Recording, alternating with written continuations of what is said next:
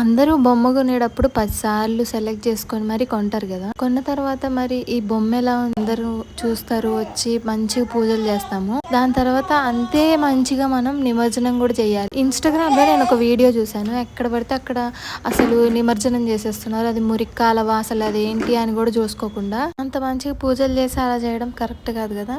ఇది కంపల్సరీ గుర్తు పెట్టుకోవాలి మనము. ఇప్పుడు కుదరపోయినా నెక్స్ట్ టైం మంచిగా ఇంట్లోనే మట్టి బొమ్మ తీసుకొచ్చి ఇంట్లోనే నిమజ్జనం చేసుకుంటే చాలా మంచిది. బయట అందరూ చేయలేకపోయినా ఇంట్లో పెట్టుకునే వాళ్ళైనా ఇలా చేస్తే ప్రకృతికి హెల్ప్ అవుతుంది కదా ఎంతో కొంత, మనం ఏం చేయకపోయినా. నువ్వు ఇన్ని చెప్తున్నావు, మట్టి బొమ్మ పెట్టావా మరి అని అనుకోకండి.